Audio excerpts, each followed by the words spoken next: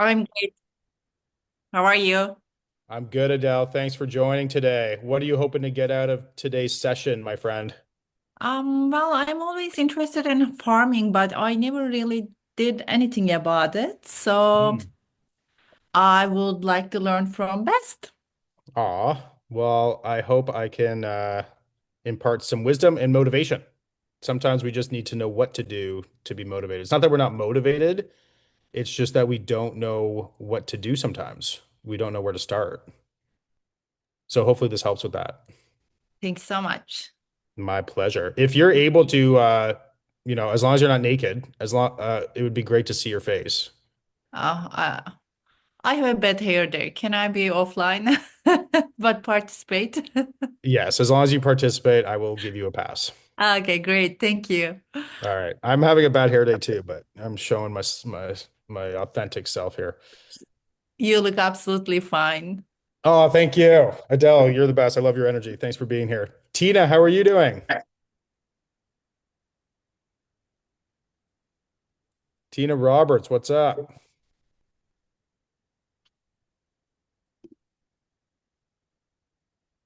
Trying very hard to unmute. Hi.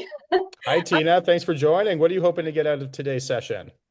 Yeah, I think just all the things. I was chatting with Amanda about, what we can do to kind of further farm our area. So I'm just curious to hear all of your input.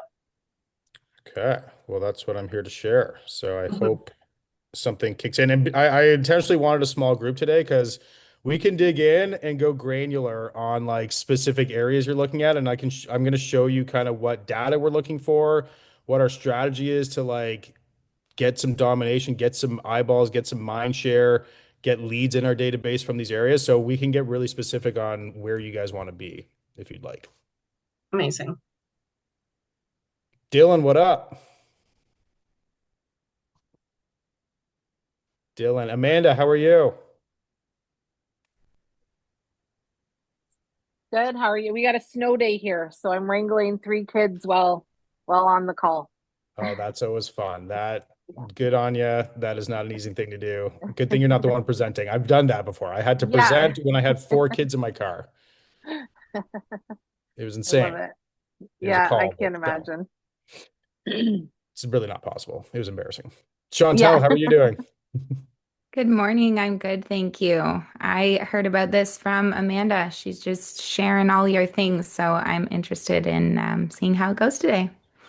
Awesome. Well, I'm excited to share. Thanks, Amanda, for sharing the good word. Hopefully, I can deliver on the expectations. I'm sure you will. Thanks, guys. All right, well, let's get into it. Sounds like everyone here wants to farm, wants to have some local presence, wants to stand out in their communities. It's a great idea. Some of you know my story, but for those who don't, when I got in the business, the first door that I could reach with my fist happened to be in Mimico because I was living there at the time. And I knocked on doors, asked if they wanted to sell their house. The market was doing good, asked if they wanted to sell their house. A lot of people said no, obviously. But people said yes. Every day, my goal was to get six people to add to my database. They didn't have to be hot leads. I just wanted to add people to my database because I knew that the more people I had, the better chances. It was just a numbers game for me. So I was trying to get six people added to my database a day by door knocking. And by the way, that's not going to be the only way to get business in your farm. We're going to talk about other ways too. That just happened to be my strategy when I started. I did 3 months of that, getting appointments, getting a bunch of leads. No deals in my first 3 months, but in my fourth month, I did 10 transactions, buys and sells. Five of them were directly from door knocking. The other five were indirectly from door knocking. They were sellers that also bought. So the purchase was considered like a repeat. We double ended two of the listings, so we represented the buyers. Wouldn't have gotten those buyers if we didn't have the listings to represent them on. And then one of them was a referral from another agent who just saw that I was hustling and referred first-time buyers over to me, and we closed them that week. So all of this was in a concentrated area, kept going. I was getting backed up by administrative stuff that inevitably comes up when you do that many transactions. So my sales were kind of like a roller coaster. So that's one of the advantages of having someone awesome like Kyle, having administrative support. Kyle's on the call today. He backs us up and makes us look good to our clients, which is fun. Um, But I was doing that, and then I hired inside sales agents. I was like a direct sales guy. So I hired inside sales agents, and they started calling all over the greater Toronto area. And I think everyone on the call here is in the GTA, I believe. No, sorry, where are you guys? We're out London and west of London. Oh, okay. Okay. So, but you know the GTA, and you know that there's 6 million people in it, and it's very spread out. So when you go from Milton to Southeast Scarborough and everywhere in between, you're kind of you're not a specialist. You are just an agent who's learning about every area every time you go there. Every listing appointment, you have to try to figure out the market. You're fighting traffic because there's again 6 million people and like not the infrastructure for that. So we're pretty spread thin, not growing for 2 or 3 years. And we realized after 3 years of that that half of our sales were still coming from that first area that I was door knocking in South Etobicoke. So we decided to do all of our efforts, all of our marketing efforts, all of our prospecting efforts, all of our open houses, all of our supporting of community centers and events. We did in a concentrated area where we were already getting half of our business from, and then our sales doubled. And then they doubled again the next year. We got into multi-million dollar revenues per year just from this strategy. So it works. We know it works. We're going to show you what we did to make it work. And not only were we doing a lot more business, but we were having to do a lot less work. So that old adage, like, work smarter, not harder. You can work hard, but working smart is very important. Very important. So let's get into it. Okay, so I mean, you'll want to have KPIs. You want to have like metrics that you're paying attention to because if you're just kind of hoping for the best or if you're just kind of randomly doing activities, you don't really know what you're doing. It would be like we're all professionals here. It would be like a professional athlete not knowing what the score is in the game that they're playing in. Like, how do they know if they need to switch up the strategy or if they need to push harder to get some more points?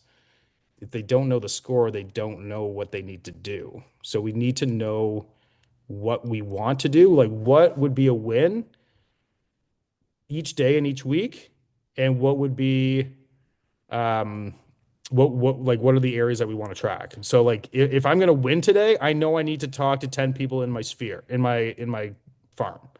So how I talk to those people is going to be what we get into. But before we do that, or after we set the KPIs, we need to decide where we're going to do it. Like, does anybody here have a farm that they operate in? Ingrid, where's your farm? In Trinity Bellwoods Trinity Bellwoods. in Amazing. Toronto. Okay. Can we use that as an example? Do you mind if I just like pull that Sure. up and we can dig into Yeah. Trinity Bellwoods? And then I can do this with a few other people if you guys want to go in on the data. We want to start with the data because that's going to tell us kind of what our opportunity is. So if we just start with Trinity Bellwoods, if this interface isn't familiar, it's because you're using Matrix or something else. I'm just using Realm because I got used to it. So right now there's 43 homes available in Trinity Bellwoods, correct? Freehold? Sounds about right. Yep. I don't have any weird filters on. Okay. So let's find out if it's a buyer's or seller's market. Anybody know how to figure that out off the top of their head? I want to know how many months of inventory. So how many have sold in the last 30 days? I always go back a day because we don't have today's data yet, obviously. Any sales that are happening today, we don't know, but we do have it for for yesterday, most likely, as long as the agents submitted their paperwork, which might not be the case. Anyway, we'll just go with that. We can go 2 days back, whatever. 30 days approximately. 11 sales. So how many were available? 43.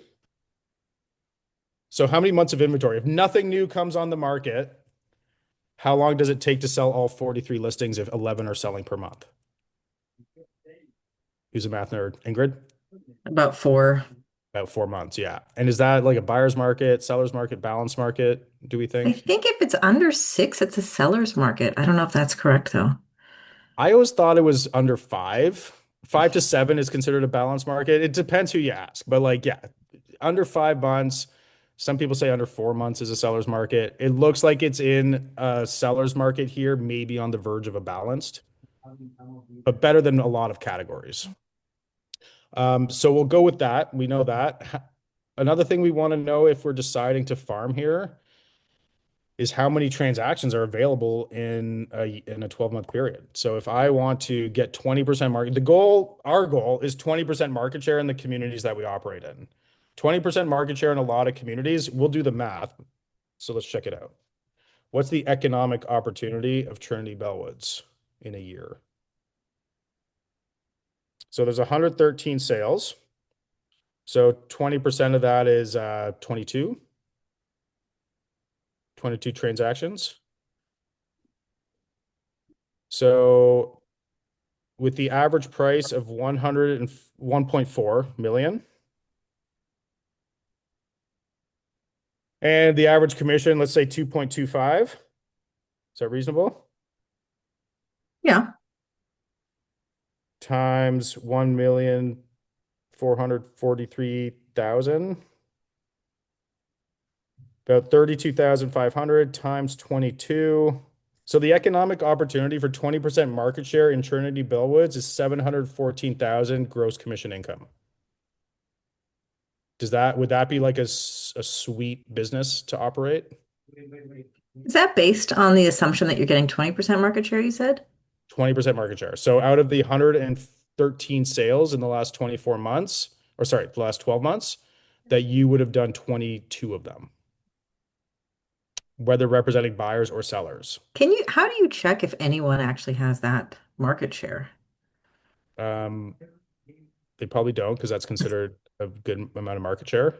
I don't think there's some popular agents, but I don't think there's an agent that has that level of market penetration. And that's one of the things you want to look for. So let's go for list brokerage. Bosley, I don't know if it's the same agent. We could check. Did 5 of them. This brokerage did 4 of them. So no one has 20%.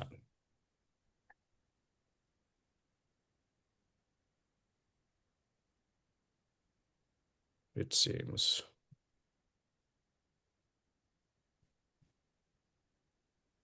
Yeah, I'm just doing like a quick scan. Doesn't seem like it. Some brokerages have a bunch. I don't know though if these are the same agents. We could check.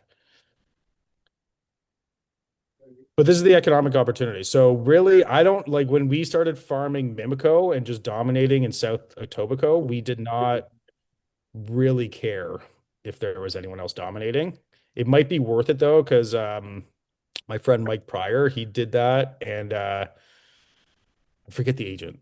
Her name always slips, but we all know who she is. He just decided like it's not worth trying to compete with her. She has like a crazy amount of market share in Witchwood. Josie Stern. Josie Stern, yeah. Yeah, an insane amount. She does like what we're doing and has been doing it for decades and layering on top. So there's like layers. So we don't need to do everything all at once. We're going to talk about that, but we can layer in the things that work and we can start small. Like that's the only way to start. Like we could have a big vision. We could have a big vision of not just this community and this 20% market share, but of 20% market share in other communities too. Like there's no limit to the possibility. So if you want to get really big, this is out of the book, The One Thing. We can have really big dreams and really big goals, but we need to go small. So going small would be one community getting 20% market share. But before we get 20% market share, we need to get one listing. Right? So how do we do that? You guys want to talk about that? Let's do it. That's why we're here, right? So I just have to move your faces around because I'm switching between screens here. Okay, can you all see what I'm looking at here with steps to building a farm? Okay, so here are some activities. So there's at least 2 out of these 3 you need to do. You don't need to do all 3, but you need to do at least 2, and your foundation should be with open houses. If you don't have listings there, that's okay. You can reach out to agents that do have listings. What we do is we ask for permission to advertise. And in this market, they always say yes, unless they're stupid idiots, and then you don't want to cooperate with them anyway. But most will say yes. And then you'll say, and I'm also hosting open houses. I'm looking to host some open houses, and I would love to get some more people through the door of your listing. Are there any dates and times that would be ideal for me to come and let people through the door who might not have representation right now? If you guys want that script, I can send it to you. But it's great because those are people that are putting their hands up. I mean, we all know the benefits of open houses. Those are people putting their hands up who are actively looking. They're not all going to buy. We know that as well about open house leads. But statistically, 1 out of 4, we have the data from like 450 top sales teams. 1 out of 4 leads from open houses will transact, whether that's with you or somebody else. 1 out of 4. So if you do 4 open houses, you should expect to get 1 good lead. Or sorry, if you get 4 leads from open houses, you should expect to get 1 good lead. I think the average is 1 good lead per open house. So 4 open houses, you get 4 good leads, and 1 of those will transact. That's the data. So our plan has 4 per month as a minimum. They take 2 hours time to do those, but this should be the foundation. And if you're willing to do that activity, which you should be willing to, especially if you have purpose, the main thing that stops people from door knocking is they don't have a reason and they feel like they're interrupting people and disturbing them and that they're going to waste their time and then it's going to be awkward and they just avoid the entire situation because it's an awkward situation that why would you want to enter into? But if you're going with the purpose of inviting them to the open house and letting them know what it's going to sell, what it ends up selling for, then you're providing value. So that might sound something like, hey, I'm just coming by really quickly. I always let people know that I'm coming really quickly because they don't want to spend a lot of time with me, I promise. I'm just coming by really quickly because we're hosting an open house down the street, and I'd love to get your opinion on how it's priced and staged. You think you'd have time to come by and help us out this weekend? And then they usually say, I don't know, I might be, I don't know. Okay, great. I'm going to send you the information just in case. What's the best email address for you?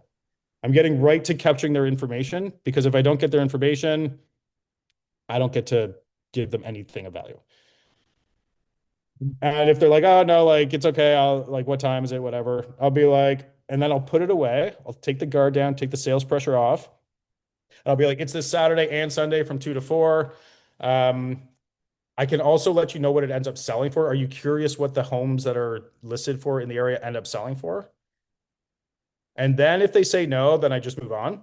But a lot of people who own a home in any community want to know what the homes in that community are selling for. So I'll show you what that follow-up can look like because there needs to be a system to make sure that they're getting the sales data relevant to where they live. They don't want the stats for the whole Greater Toronto area or the Greater London area. Nobody gives a shit. It's like knowing what the average temperature is outside in Canada right now. No one cares. They want to know what they need to wear to step out their door to go outside in their backyard. So we're capturing lead information leading up to the open house because we want 20% market share in this community. So every lead that we add to our database, if there's 5,000 households, oh yeah, so going back to Trinity Bellwoods, does anybody have ChatGPT open? I'm going to do it right now. How many households are there in Trinity Bellwoods, Toronto? Or I'll just say Trinity Bellwoods. ChatGPT is smart enough to know that's in Toronto. There are approximately 6,915 households in the neighborhood. Are these all freehold? Because I don't want to get apartments and condos in that mix because I'm not knocking on condo doors. I don't have a marketing plan really for condos. A significant portion are homes or condos.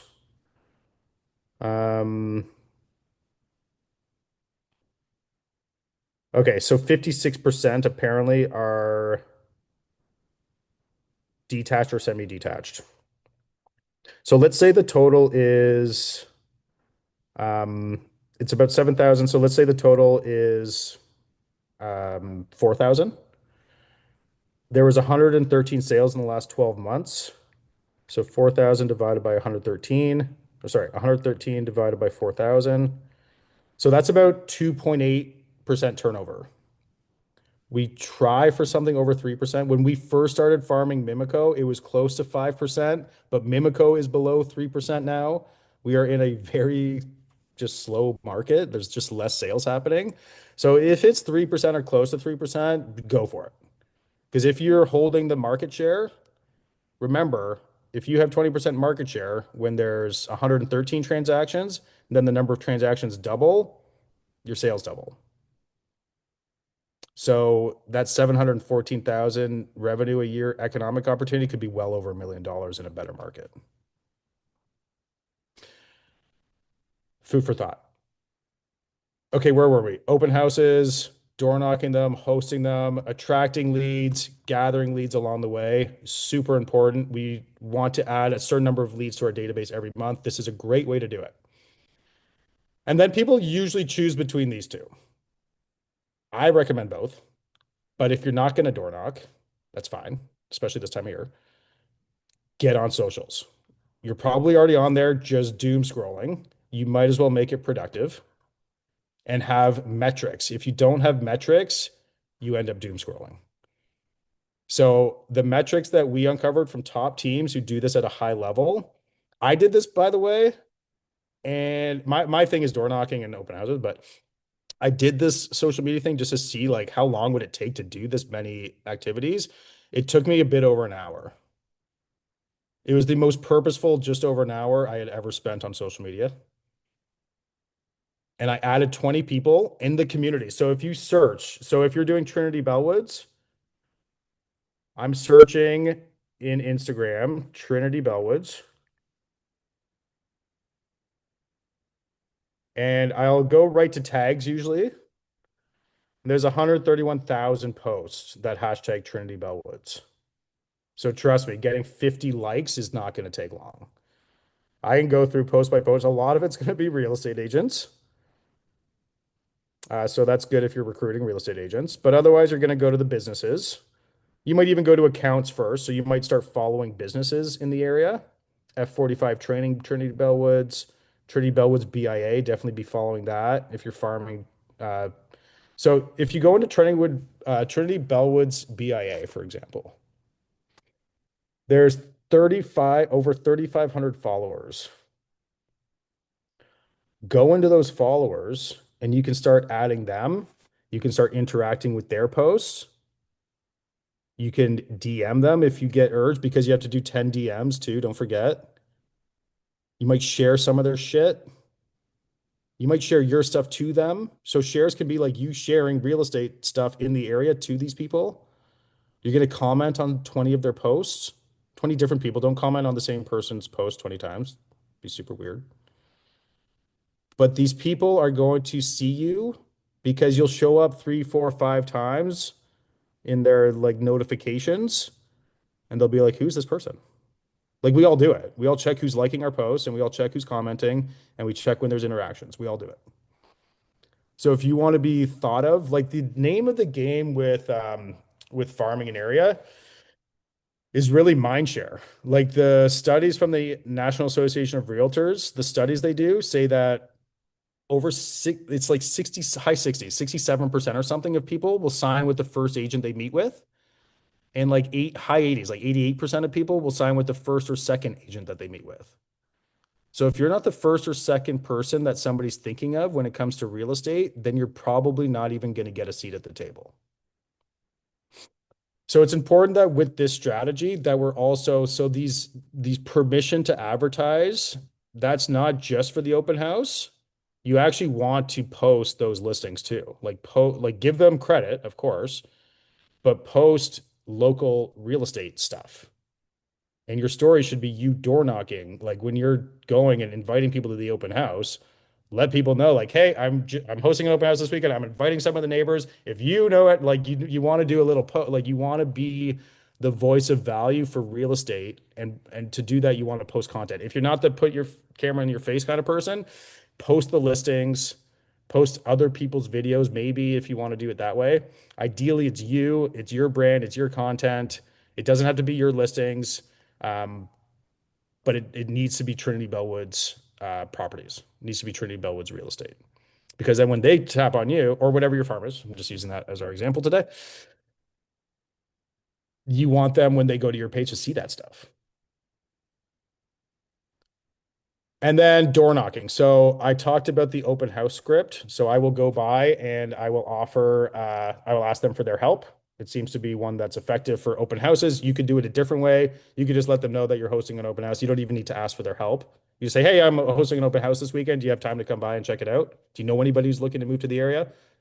Or, hey, I'm hosting an open house. Do you have any friends or family that are looking to move to the area that should come by? It could be any of those types of scripts. Doesn't really matter.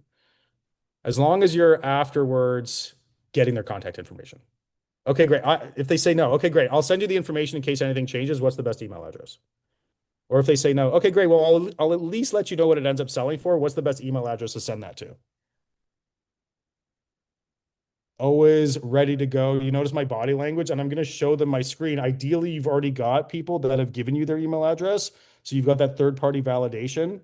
They're not the first people giving you their contact information. Everybody's giving me their contact. Of course, everybody wants to know what it ends up selling for. That's the attitude. But you don't have to just do that, because once you sell a listing, or once a listing sells, it doesn't even have to be your listing. You're a licensed real estate professional. You have a license to sell, and you have the legal authority to talk about market data to the public. So you can go and say, hey, I don't know if you noticed, but 123 Main Street just sold. And we happen to be in, compared to most communities, somewhat of a seller's market. Have you guys thought of selling? Or if you could get the right price, would you want to take a look at an offer? And if they're like, no, not really. Okay, well, I can at least let you know, like, that one sold for this. I can let you know what the other ones are selling for, just so you can see what's happening in Trinity Bellwoods. What would be the best email address to send that to?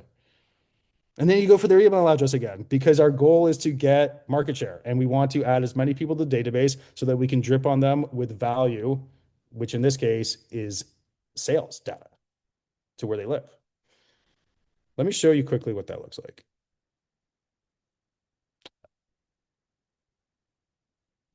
So this person lives in this pocket of Oakville.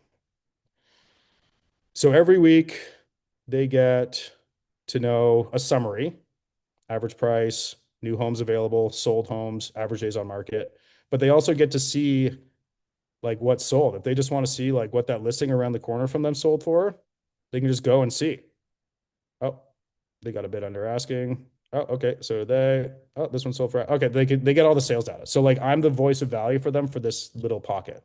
This isn't my farm area, but as you'll see in a second, like we don't have to just limit our business to the farm area. We still want to work with people outside of the farm area, but like 50% of our lead generation time and our effort and our time is going to be devoted to that. It might at some point cross over and even more time than that, but we still want to service like our referrals, the people that are selling in our community and leaving the community, stuff like that, right? But anyways, something like this, if you don't have a tool that does this, what we used to do was we would just tag people. So if we get a lead from an open house, or if we get a lead from door knocking, or if we get a lead from a community event, or whatever the source is, they get tagged for that community. And then we just manually once a month or once a week go into Treb, pull the data for that week or that month, and just mail it to all of them. It doesn't have to take a lot of time, even if you don't have a tool that's doing it for you automatically. Before I keep going on, are there any questions or comments with what we were talking about so far?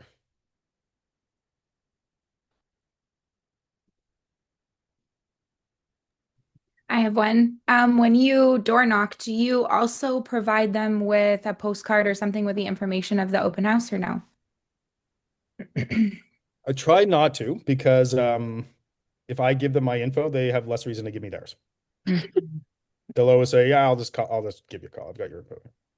So I really don't like to. I do sometimes go with just listed or just solds postcards, but I hide them. Like I literally hide them behind my back.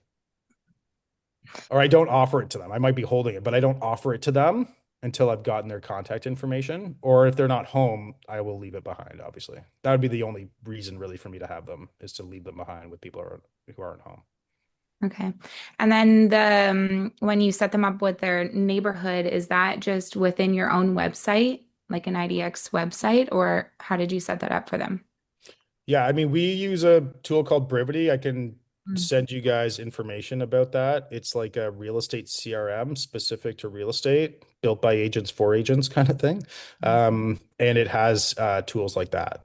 And that's like the number one, my most preferred tool.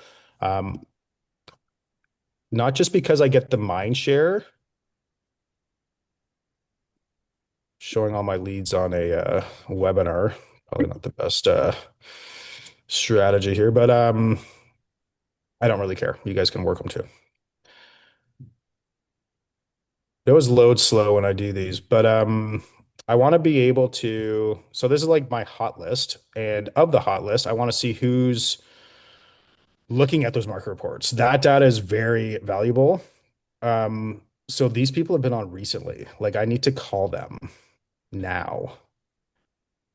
They've been on recently. Some of them have overdue tasks and they're looking at what's selling. So the data on this, there's like I think 10,000 Brivity users. So they've got a lot of data. And 20% of people who looked at a market report are selling in the next year. And 20% who looked in the last 30 days are going to sell within the next year.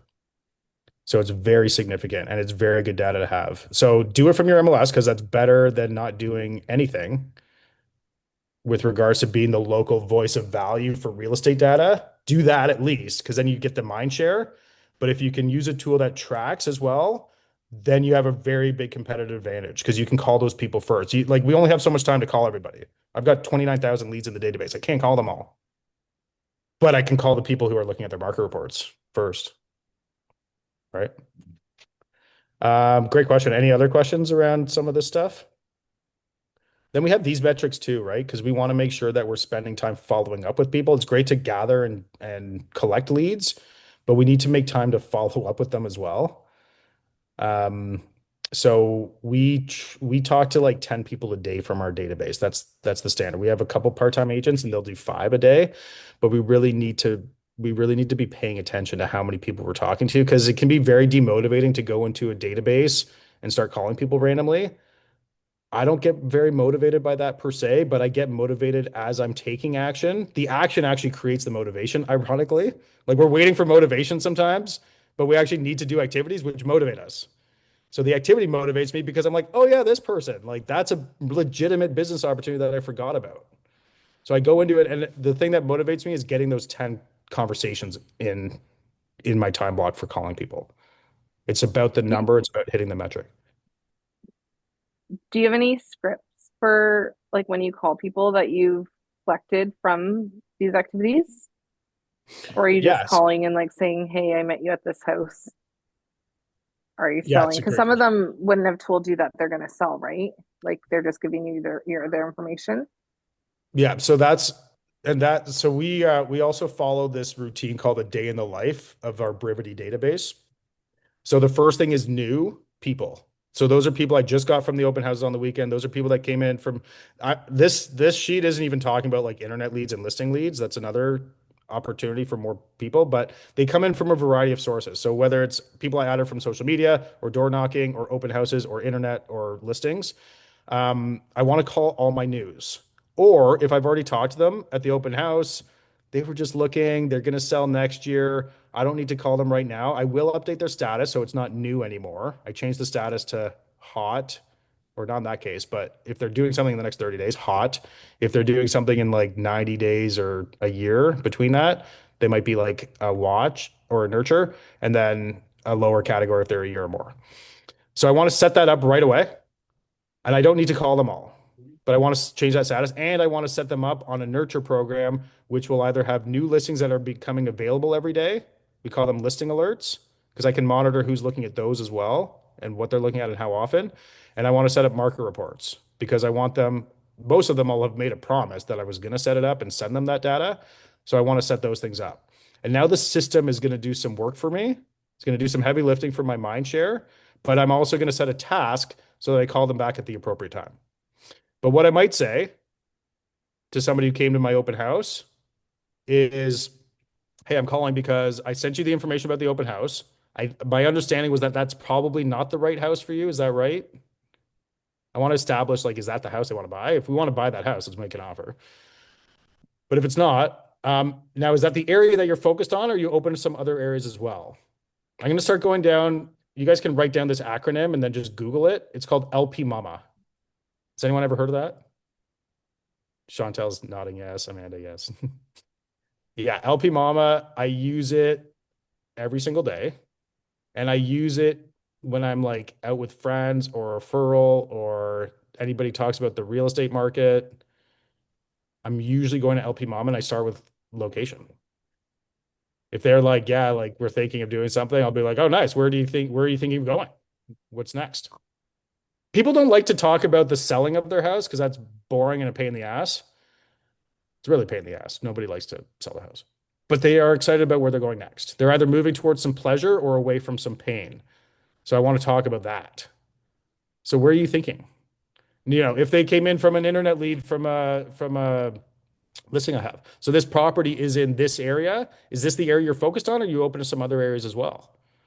And then they might say this area, and I would go deeper on the location. So when you say this area, what's your northern boundary? Like how far north are you willing to go? And what about your eastern and western boundaries? What do those look like? And how about your southern boundary? Like I'm getting specific because I want to literally create a map so that I can set up a listing alert so that they're getting these new listings. Like I want the initial list to go their way, and then I want the new listings to come their way too. This isn't anything new to anybody, I don't think, but I am going to get specific with people. I think people have a hard time digging in and getting deep. And I'm going to do that not just with location, but then I'm going to ask about price. And this property was priced at 1.1 million. Is that your budget, or what's approximately your budget? And then they'll tell me. And then I'll ask, is that from a mortgage lender? Like, have you talked to a lender about that amount, or where did you get that price from? And then if they've talked to a mortgage, or if they haven't talked to a mortgage broker, I might ask like, how much money do you have down? Like how much cash do you have for down payment and land transfer tax and everything? Like I'm going to dig in on group, but I want to dig in on some of these things. So LP Mama is just location, price, mortgage. Do they need a mortgage? Have they talked to a lender? It's agency. Are they working with somebody? So I would just ask, like, have you been seeing stuff in person, or how are you seeing properties? You came to my open house. Is that how you're viewing properties right now? And if that's the case, they probably don't have an agent. And then it's motivation. So why are you doing this? Like, why do you want to move to this area? What's important to you about it? If it doesn't happen, how does that affect your life? Like, I'm going to ask motivation type questions. A great thing to do too is ask, like, Google it, sure, but ask ChatGPT to give you like 5 or 10 good questions for each letter of that acronym. I've got to post it up right here so that we can just look at it while we're talking to people sometimes. And then the final A is the appointment. And you're basically qualifying them to see if it's worth your time to meet with them.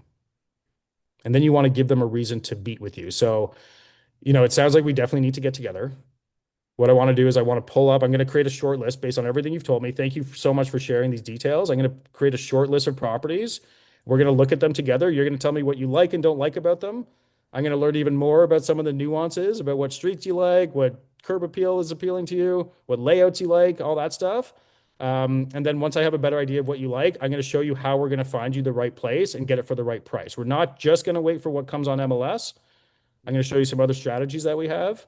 And then I'm going to show you how we're going to make sure we get it for the right price. Are you better usually in the afternoons or in the evenings to get together?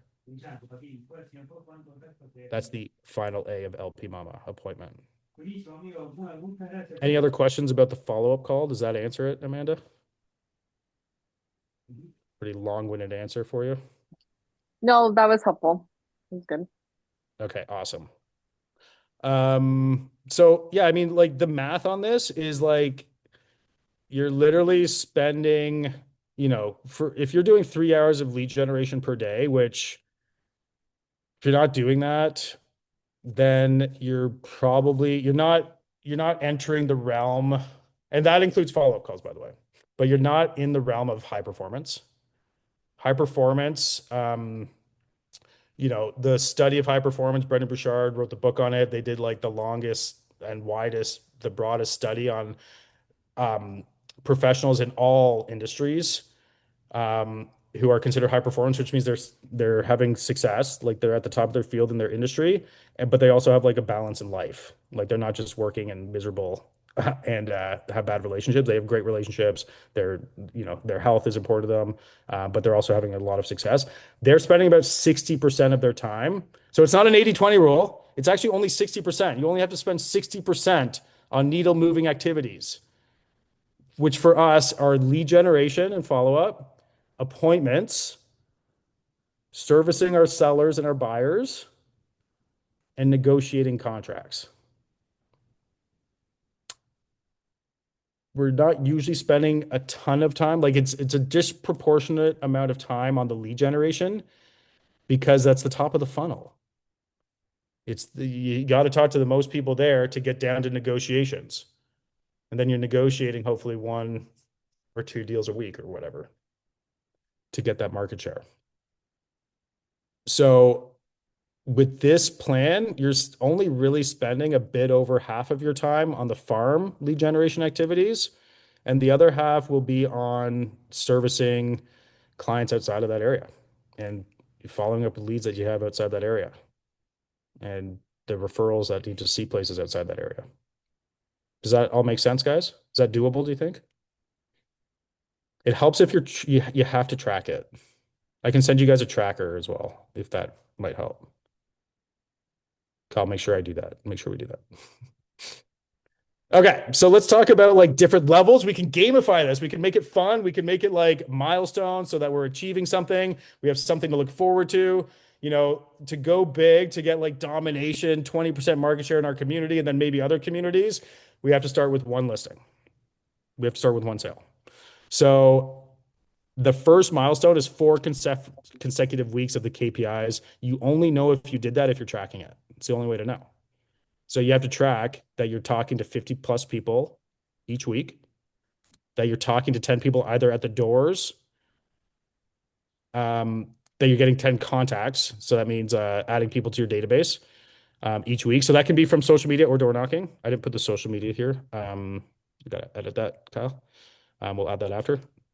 I put 2+ open houses, really minimum 1, but like you really should be doing 2. It doesn't have to be on weekends. If you want to have a life on weekends, you can do weekday open houses too. We're doing them all the time. We get leads from them. And if it's near a school or something like that, you might time it for that. There's some strategy that you can do there. But when you're asking agents for open houses or offering open houses to agents in the community that you're farming, you try for the vacant ones first, especially if you think they're priced well. Like you don't have to waste your time on a listing that's been on the market for 169 days. You can target the ones that have been on the most recently, but ideally vacant. And then minimum adding 20 new contacts to your database per month. I would consider that like good contacts, like full name, full address, maybe a desire to move at some point, and then a bunch of other leads that are just not going to move. I wouldn't consider the ones that aren't thinking to move as part of those 20, but I still want to add them. I want to add the person that I invited to the open house who has no real estate plans of their own. I want to add them because I want to get that mind share. My theory, and I think it's correct, is that every single house is going to sell at some point. There's generational homes. We all talk to the people who are going to pass it on to their kids and stuff like that. But things change. Shit happens. Sometimes people need cash. Sometimes people have to move out of the area. And eventually every house sells. So far in history, I think that's true. So I want to be dripping on them. I want to be the one they think of when it comes to it. I want to be that first or second person that they think of because then I've got an 88% chance of closing. And then we can have like a badge. We're the consistent farmer. We can give ourselves, or we can honor the person on our team that is doing the activities because we know for a fact that it's going to lead to results. We know that. We don't know that in the moment that we're doing it. It's like going to the gym. We don't know that we're getting fitter per se. Might not do anything. We could skip it. We could go. We could not go. It's not really going to have an overall effect, but it does because it's the momentum, it's the mindset, it's the habit. So we want to get the habit going. That is going to change our lives. It's not our goals that change our lives. It's the habits that we do that change our lives. So we want to recognize that. And then we can give ourselves more stuff. Like we can create a new template. We can layer on a new activity. We can get more open house signs. We'll start off with 4 and then we can add 10. Like we want to get the mind share. We want to be seen online. We want to be seen in their email box. We want to be seen at their door. We want to be seen at the community events. and we want to be seen physically. We want them to see our signs all over the place. We will even position signs that have no logical reason to put there directionally. Like it's not helping directionally guide people to the house, but it's in front of like San Remo Bakery, or it's in front of a place where like hundreds of people are going in that afternoon just to get the brand recognition. So they see us every single weekend. All that stuff helps. So now you're not just now you're a daily farmer. You're not just a hobbyist. Okay. We're going to roll with that analogy. And then the next win, you've signed your first listing, baby. Okay. You're maintaining your KPIs. You're still doing your activities. You never give up on that. Don't let a listing get in the way of you doing activities. You don't have to spend all your time servicing that person. I promise. You're only spending 3 hours a day on it. You've got lots of time to service your buyers and sellers. Even when you have 6, 7, 8, 9, 10 listings, you still have time to do your 3 hours. I promise. There's systems around having that many listings. We can talk about that. That'll be the topic of another call, but you got to keep the KPIs going. Then you can up your social media. You can start doing videos. You can start doing paid videos. We're doing like a farm wall of wins. And then you can invest more. Like you want to lead with revenue. So now you can invest in distributing some mailers, just solds. More mind share, more visibility. And then advance the marketing package. Level 3, first farm deal closed. Again, we're leading with revenue. Like I said, one closed transaction. You're still maintaining your KPIs. You get recognition, recognize yourself, post it, pat yourself on the back. And then you can increase the amount of marketing a little bit again. Now you've shifted from activity to results. Your farm is officially alive. You've sprouted your first plant. 10% market share is the next status, level 4, baby. You're a local authority. 10% market share when there's 112 sales in a year. There's about 10 sales a month. So that is literally one deal a month. One deal a month to be a level 4 in Trinity Bellwoods. Okay. That means you've got 6 months of doing on average 1 per month in this particular community. If you have a 240 sale community, you need to do 2 a month. Okay. So you're still maintaining your KPI commitments. Don't lose sight of that. That's the biggest mistake people make. That's what I did when I did my first 10 transactions. I was bogged down in paperwork and all the legal stuff and getting people to their final visits and all that stuff. I definitely wasn't able to manage that time as well. I had to learn and I had to hire for some support. But we got to make sure we're maintaining our KPIs. Super important if we want to keep getting to the next level and to maintain it. We have to earn that. Yeah, and then you can up your marketing. You can up your monthly budget. You'll start to incorporate events. And what we do is we just tag on to events that are already happening. So there's like 2 annual events in our community, and we are part of that every single time. So we sponsor like a bouncy castle. It gives us the opportunity to set up a booth. We have lead collection. We have stuff that we give to people. We're interacting, shaking hands. We invite everybody in our database. So it like, as far as they can tell, it's like our event, but we're just positioning it like, hey, come see the Kiter Group at the extravaganza. We've got this and we've got a bouncy castle and whatever. So we're able to market to them. So we're not just sending the monthly sales or the weekly sales report of what's selling in their community. We're also inviting them to things that are happening in the community. We're positioning ourselves as local real estate agents, local voices of authority, and bringing them towards us. You're no longer introducing yourself at this point. They know who you are. You got 6 months doing a deal or so every month, and you're in their face and you're in their inboxes. They know who you are. And now at level 5, you're a dominant farmer. You've got 20% market share. You're probably in most communities doing 3 to 4 deals a month at this point, maybe as low as 2 in the case of Trinity Bellwoods last year. But yeah, now you can up your stuff even more. Like we've done campaigns like support local businesses where we did like full on videos for all of them. We marketed those, we cross market. There's a bunch of fun things that you can start doing when you've got the revenue that we're talking about in these communities and the focus of a specific community.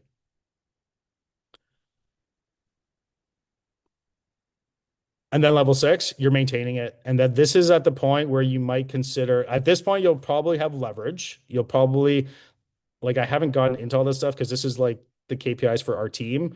And we already have like the administrative marketing support and everything. But you'll start to layer that in. You'll start to hire.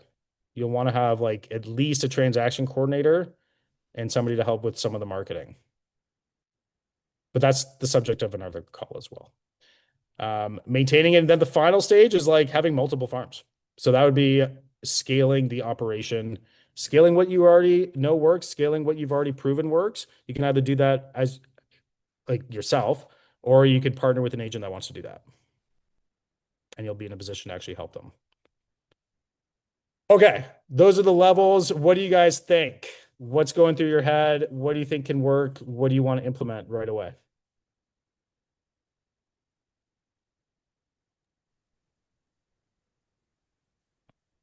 So, I'm doing the door knocking and it's way less scary than I ever thought it would be. That's been great for me. I Nice. do agree with you. You absolutely need to have some purpose. Um, what I have not had a ton of luck with open houses, and part of it is my open houses have been on really popular streets, so it feels like anyone who goes for coffee is just coming to the open house. Like I've had two houses for sale in Gorevale, and my open houses are packed, right? But it's like, you know, oh, we just, came for the weekend or whatever. So my question is, what should I focus on next? Like in addition to open houses or instead of? Well, I'm not going to do any open houses in the near future, so I guess instead of. Yeah, so I mean, I would keep them going because like the average is one good lead per open house. So if I have some open houses where I don't get any, then I know that there's a lot of averages and I should be due for some. But again, that's also in picking the right properties and talking to agents who have those listings. But if you just don't want to do them, my recommendation is door knocking and social media. Okay. Social media, everyone should be able to do because you're probably on there anyway. Hmm. And you can do it when you're sitting on your couch watching Netflix. Like you don't have to even have full capacity and paying attention. Like it's so easy. You can mindlessly like things, which we probably already do a little bit of, but very unintentionally, most likely. Commenting, it'll put you out there a little bit. So, you might want to like be a bit more selective than the liking, Hmm. but you can still comment on things that are happening in the community. Like the business is posting something, comment like how awesome that is, or that you're going to share or whatever.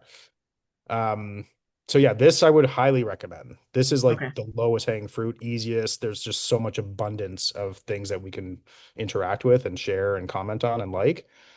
And then if you're willing to door knock, that's how I built my business. Like I did 350,000 in GCI in my first year. And all the root of all of it was door knocking. Like I said, there was some, sellers that bought and double ends and stuff like that. But the foundation was door knocking. Us money, targeted ads for the community. So like we run ads that are like, homes under $1 million in this community. So we'll I'm get people. definitely willing to invest some money. I feel like I need more knowledge in that, or I'd just be wasting my money. Like I really am not proficient enough to do it effectively at this point. Yeah, Kyle, he sets it all up for us. He is a wizard and he can maybe help you if you want. I'm Thank offering his you. time. I hope that's okay, Kyle. Thanks, Kyle. Yeah, that's fine. Just shoot Yeah, me an email. info@Keitner Group. Amanda, what are you thinking? Um, Sorry if you can hear the kids in the background. That's okay. So I guess I'm wondering, once you get them like the model and like staying consistent, I think I've got that. It's more like creating value once we have them. Um, like I know you spoke about giving them an update on their market, but like, is that all you're shooting at them constantly, or I don't know. I guess I have a hard time like just when reaching out again, like how I can be of value. Like I know sharing community events and things like that, but I live in like a rural farming kind of community, and I don't know that those are always things that will keep people. Mm-hmm. I don't know, maybe that's a limiting belief, but No, I mean, the majority of the people we invite to things don't come, but they do mhm. see it. They do see it, and like they'll acknowledge that they've been getting it and that they appreciate like being thought of. When we are in dialogue, they don't reach out of the blue usually to say that. So those touches are important because again, it's a game of mind share in for the most part. Obviously, the people that come, you're closer, you can interact. Like we just did a client event the other weekend, mailed out 350 invitations, emailed them a bunch of times, texted them, called them. And then a very small percentage of those 350 came. But those ones like all had something to say about their real estate plans or someone they know. So like the best ones came, we got to talk to them. We gave them something. So there's some reciprocity laws, stuff like that. But Amanda, in addition to that, like we really do like the follow-up calls. I definitely understated the amount here. I don't know what I think that's just for the farm. But anyway, we need to we need to reach out to them. So like if it's somebody who we know is not doing anything, but they're looking at market reports, my follow-up call would just be like, hey, I know you're not doing anything. I know you have no real estate plans, but I also see that you're checking out the market reports. Is there anybody else you know of that I should be sending those to who's interested in the market in this area or their own? Like I'll at least call them for referrals. Like I know they're using my tool. Again, there's a law of reciprocity. I'm giving them something. I'm giving it to them for free. I'm not asking for anything back until I ask for something back. And that's a referral in that case. And then if they're like, like, let me think about it, I'll get back to you. I'd be like, yeah, that'd be amazing. Really would appreciate it, even if they just want the market reports. And how about you? Like, if when the time comes, have you guys thought about where you're going to go next, whenever that is? So a lot of agents, they just want like, they'll even say in their scripts, like, are you looking to make a move in the next 30 to 60 days? It's literally the dumbest script I've ever heard because like now, if they're like thinking in 90 days or a year, you've shut off the opportunity to learn about that. So I'm always like, whenever the time comes, there's no rush. Whenever the time comes, where do you think you're going to go next? Some people say, the cemetery down the road, they'll make a joke or whatever. But then some people are like, yeah, in like 5 years, we want to go, like, we're going to retire and move out of the city. Okay, great. What's important about 5 years? That's when we're going to retire.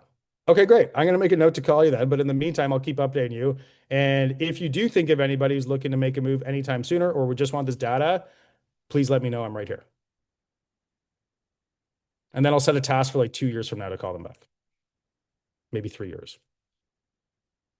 Then I don't really think about them at all, Amanda, between then and then. Yeah, not all leads are So treated equally.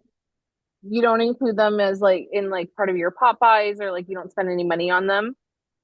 Like you Hell just no. table Hell them. no. Hell no. The 5 year from now lead, absolutely not. I'll invite HOTS, like people who are likely to do something in the near future. I'll invite them to our events.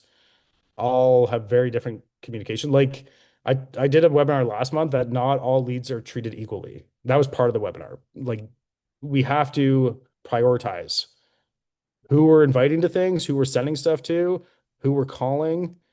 There's an order of priority. I'm not calling the guy who's looking to move in 5 years. I'm not calling him anytime soon. If I see they're looking at market reports a lot, I'll hit them up for referrals. But even then, like if I see they're looking at them all the time and I talked to them like 6 months ago, I might even wait. Maybe I'll call him now, but I know he's not moving I've got a task to call him in 2.5 years from now.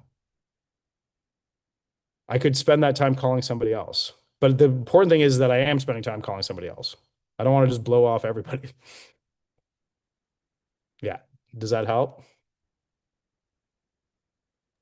Yeah, I'm definitely, I mean, I don't have as many people in my database as you mentioned, but I definitely am working them all the same. Right. How many do you have approximately, if you don't mind sharing? About 550, Okay. Yeah. So, I but mean, it's a clean database. Like they're all legit.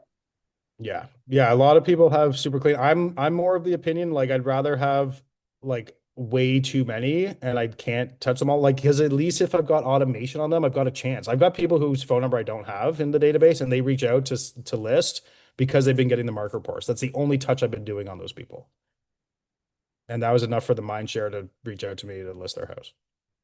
So I want abundance. I don't want to scrutinize. I don't want to delete people. Like I'll delete people if it's wrong information and there's nothing there. But that's about it. Like if I can drip on them, it doesn't cost me any more. And it can be a big payday. and I don't have to spend any time on it.